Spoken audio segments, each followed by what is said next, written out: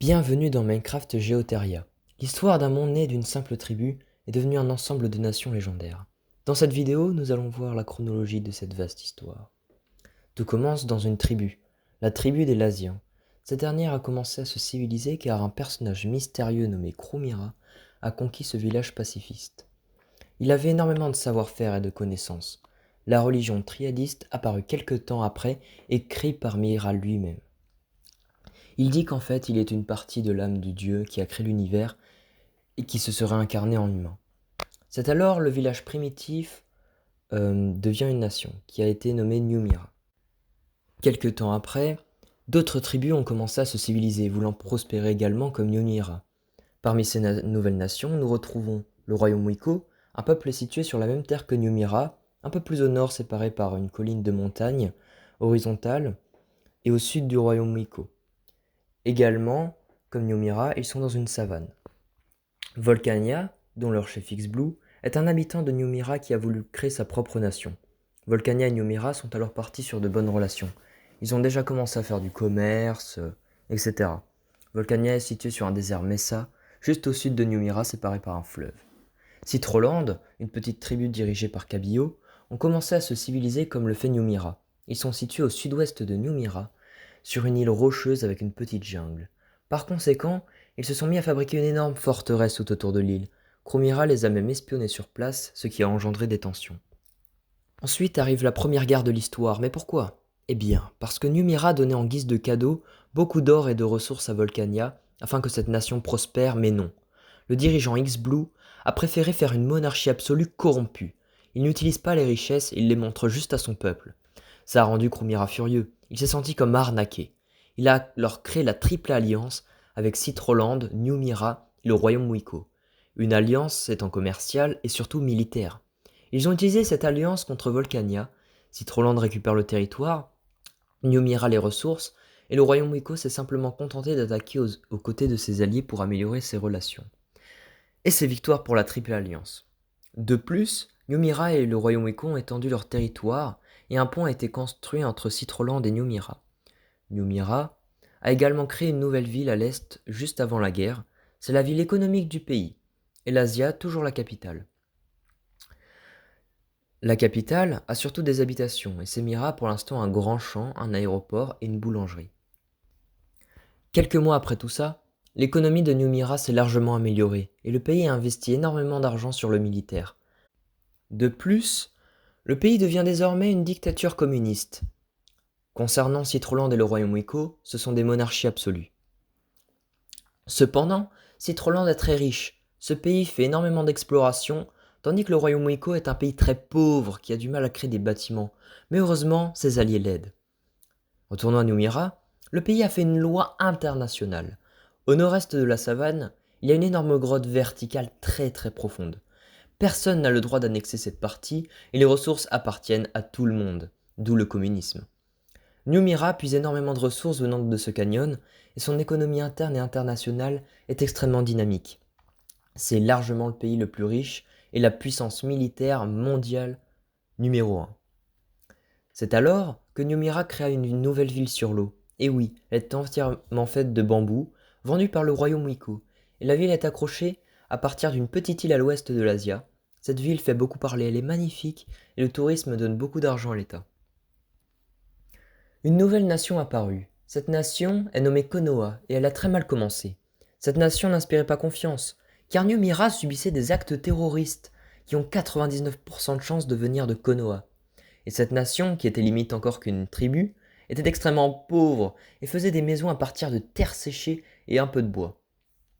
Concernant Numira, ils ont fondé une nouvelle ville nommée Trinabor, qui est une ville religieuse, politique et économique avec un hôtel, une boulangerie et avec la construction de l'Assemblée générale. Deuxièmement, des tensions internes libertaires ont eu lieu à Amoroth. En effet, Voltaire et Shadow, qui sont les chefs ouvriers de la ville, souhaitent l'indépendance d'Amoroth et tentent même de négocier avec Royaume Wiko pour qu'Amoroth appartienne aux dirigeants Wiko, mais sans succès, puisque ce sont des alliés de Numira. Krumira voyait ça comme une trahison et a donc voulu exécuter Voltaire et Shadow. Mais il a eu une idée. Elle consiste à ce que Voltaire et Shadow quittent le pays et font leur nation mais sous condition. Ils ne doivent produire aucune arme ni troupe militaire, ils doivent tout le temps être aux côtés de Numira lors de conflits et tenir une amitié forte et indestructible entre les deux nations. Les deux chefs ouvriers acceptèrent et s'installèrent sur une île de bambous et d'arbres tropicaux à l'ouest du royaume Wiko. Cette nation s'appela Eldia. En réalité, en regardant les conditions, c'est purement une nation vassale, un territoire autonome de Numira, leur laissant l'impression qu'ils sont libres et indépendants.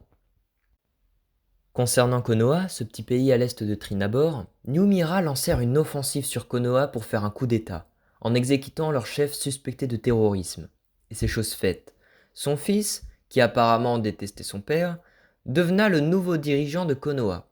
La nation est renommée Axolisia et suivit une grosse croissance économique. Ils ont créé une ferme de fer très efficace, ils se faisaient énormément d'argent grâce à ça. Axolisia a réussi à intégrer les autres pays et considéré comme confiance grâce à ses échanges commerciaux et par sa nouvelle politique. De plus, une nouvelle nation apparut nommée Sifurpol. Elles se développèrent assez vite mais construisaient des bâtiments franchement pas beaux. À Eldia, le pays s'est étendu sur l'île et commença à faire des bâtiments en bambou comme avec Amoroth, avec une architecture littéralement magnifique. Et pour finir, le royaume Wiko s'étendit sur une grande partie de la plaine du Nord et construit une nouvelle ville nommée Okaria. Le royaume commença à se forger une meilleure économie grâce au fer, en concurrence à Axolisia ainsi qu'à son agriculture. Des actes terroristes continuèrent de nouveau au fil du temps. Un peu après la création de Sifurpol, la nation a donc été accusée, puis finalement génocidée par Numira et Citroland par vengeance, et pour supprimer le terrorisme définitivement. L'Asia et Volcania ont donc subi des dégâts à cause des sabotages de Sifurpol. Mais soudain, une tribu de la plaine du Nord qui venait de l'ouest s'installa à l'ancien village de Sifurpol, situé à l'est du royaume Wiko. Les habitants ont cependant commencé peu à peu à faire des bâtiments modernes, contrairement à Sifurpol, puis commença aussi à vendre à Numira des fleurs très rares, dont il produisit parce que Numira construit une énorme pépinière et une animalerie. Ces échanges ont favorisé une amitié entre les deux nations. Concernant encore Numira, les tensions avec le royaume Wiko montaient de plus en plus, car Wiko a annexé la partie de la plaine au nord d'Axolisia, mais c'est injuste, car Axolisia n'a aucun moyen de s'étendre. En plus, le royaume Wiko s'étend énormément, mais ne construisit quasiment rien. Alors Numira commença à négocier pour acheter les terres à l'est de la plaine du Nord, pour les offrir à Axolisia, afin d'améliorer leurs relations. Impossible de négocier avec Wiko, c'est trop cher. Krumira alors prit la décision de couper la Triple Alliance et de déclarer la guerre au royaume Wiko juste pour annexer l'est de la plaine et donc les donner à Axolisia. Par contre, un habitant du royaume Wiko minait littéralement entre l'Asia et Semira. Il fut mis en prison puis exécuté car il s'est évadé. Wiko n'ayant pas apprécié ce geste, décida d'envahir l'Asia. Sauf que pour la guerre, elle se passe à l'est, dans une zone déserte. Il n'y a pas le droit. Numira alors tue les soldats de Wiko en avertissant ce dernier, mais il recommença à encore envoyer des soldats. Numira leur fait sauter la capitale, ce qui a rasé une grande partie de cette ville. Krumira ensuite directement fait réparer les dégâts, c'était l'avertissement final, et ça a marché. Puis Numira retira ses troupes. Ensuite a commencé la bataille à l'est. Citroland a rejoint Numira et Axolisia. Les trois pays ont envahi rapidement l'est de la plaine grâce à une excellente stratégie et une armée 5 fois plus grande. Ensuite, Numira a lancé une flotte et commença à conquérir toute la partie au-dessus du royaume Wiko afin de l'encercler et lui mettre la pression. Il était littéralement pris en sandwich. Stratégie qui a marché.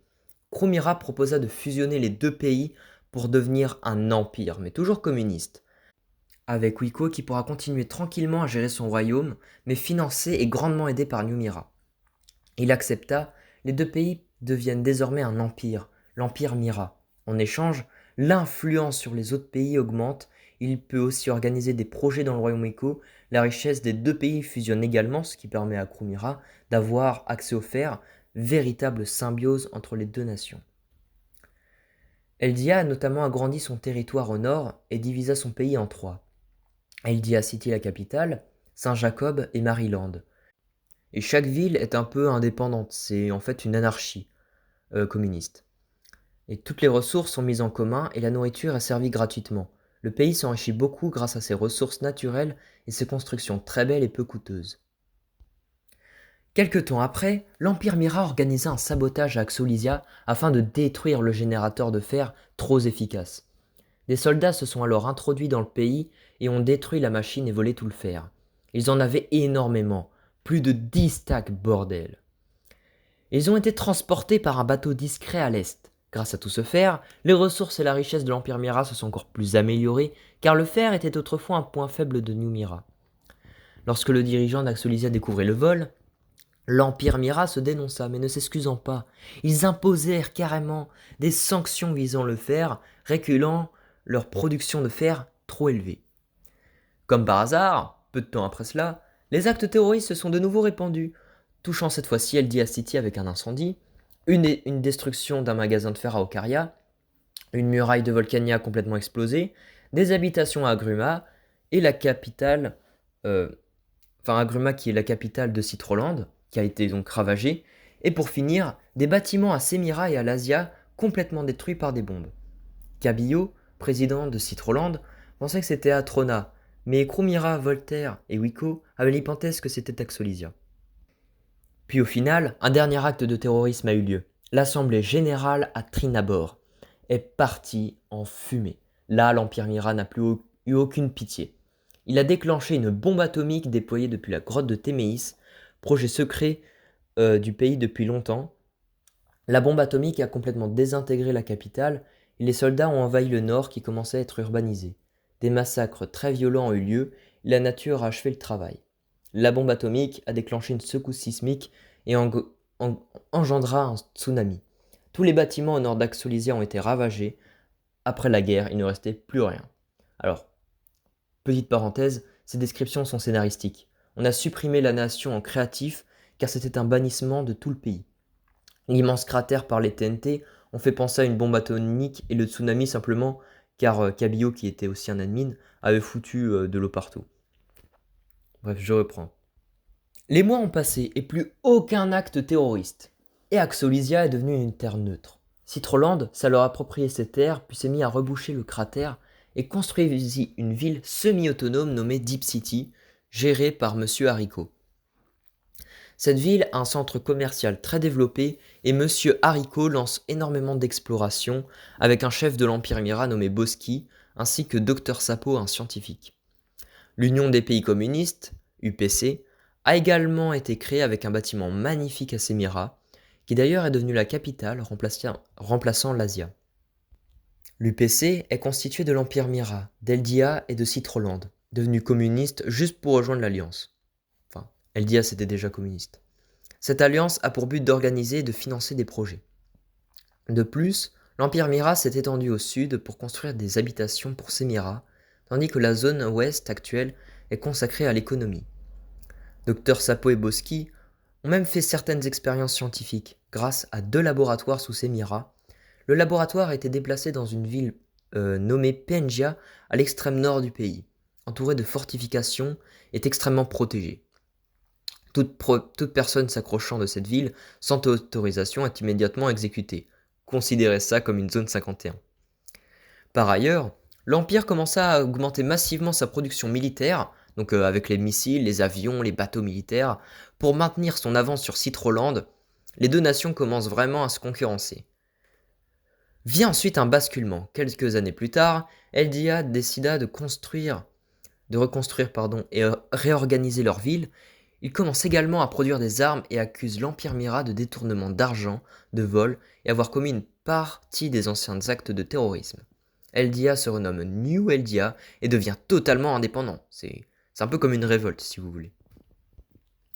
Malgré que l'Empire Mira fournisse des preuves et des témoignages, Eldia ne veut rien entendre et continue de ruiner la réputation de l'Empire. Eldia font en sorte que tout le monde déteste l'Empire. Le pire, c'est qu'ils y arrivent. Les tensions ont commencé déjà depuis un bon moment, mais là, c'était la goutte de trop. Alors, l'Empire Mira annonce la guerre à Eldia pour non-respect du traité d'indépendance et par conséquent de se refaire annexer. Alors, même si ce ne sont pas les mêmes terres, c'était le marché pour créer leur pays. Et Atrona déclare la guerre à l'Empire Mira pour défendre leur allié. Parce que oui, ils étaient autrefois alliés, mais des tensions progressives entre les deux pays avaient commencé depuis un moment. Surtout qu'Atrona et Eldia, donc oui voilà, ils étaient vraiment très très soudés. Citroland est pour l'instant neutre car ils sont surpris par la décision. Eldia, qui vient tout juste de commencer à produire des armes, se font annexer sans perte de soldats miraïens. C'est vraiment une victoire écrasante. Eldia, avec des grosses murailles tout autour du pays, donc des navires de l'Empire Mira, ont détruit quelques forteresses afin que les soldats y puissent pénétrer facilement. Puis, Atrona commence une invasion, mais oublie que Pengia est militairement très très protégé, surtout que très peu de troupes sont parties envahir Eldia. Les soldats miraïens ripostent, des chars d'assaut sont déployés et anéantissent l'armée ennemie quasiment sans perte. Et oui, car Atrona ont toujours eu une armée super faible malgré son économie satisfaisante. Bon, Citroland déclare maintenant la guerre à l'Empire Mira, afin de libérer toutes les nations et considérer que Krumira, Wiko et Boski, donc qui était devenu un chef de l'Empire, étaient allés trop loin. Cependant, M. Hariko, ne voulant pas affecter ses relations extrêmement proches avec New Mira, il proposa à Krumira de faire partie de l'Empire au lieu de Citroland. En plus, il sait que Citroland n'a aucune chance. Enfin, c'est ce qu'il dit. À présent, les deux grandes puissances vont entrer en bataille, la plus grande de l'histoire. 60% des troupes de l'Empire Mira se concentrent à Volcania, avec des chars, des soldats, tandis que Citroland envoie 80% de ses troupes avec toute la flotte en service en direction de Volcania. Sauf que des navires miraïens se cachaient au sud de Citroland. Les navires de Citroland firent bombarder par derrière, ce qui entraîna la perte de 3/4 des troupes de Citroland, et le quart restant a réussi à rentrer à Volcania. Cependant, l'armée de Citroland observe une vingtaine de chars arrivant à leur direction en leur tirant dessus, ainsi qu'un nombre impressionnant de soldats. L'armée de Citroland se replie par l'ouest, car c'est un terrain plat, mais ils sont exposés à la mer. Ils reçoivent alors les missiles des navires, Volcania est désormais conquis. Ensuite, une multitude de bombardiers détruisent complètement Agruma, ses habitants et 20% des troupes restants qui n'étaient pas partis à Volcania afin de défendre la capitale au sol. Cabillo est également mort sous les bombardements, comme 85% de la population. Et c'est alors que l'Empire a conquis toutes les terres de l'archipel. Il prospérera pendant longtemps. Donc merci pour votre attention. Donc ce que je viens de raconter, c'est l'histoire en fait d'un serveur Minecraft que donc j'ai moi-même créé. J'étais dans l'histoire Krumira. Et donc l'histoire, elle a été très très longue. C'était vraiment un beau projet, mais voilà, il y avait vraiment beaucoup de haine dans le groupe de personnes, notamment dans Eldia, qui m'accusait en réalité vraiment de cheat, vraiment de plusieurs choses, alors qu'on prouvait en plus. Et c'était vraiment devenu, la communauté est devenue vraiment très très toxique. Et là, ce que j'ai envie de faire, 1 an plus tard, c'est de reprendre donc le projet, continuer la suite dans un nouveau serveur, qui d'ailleurs, le serveur Discord est en description.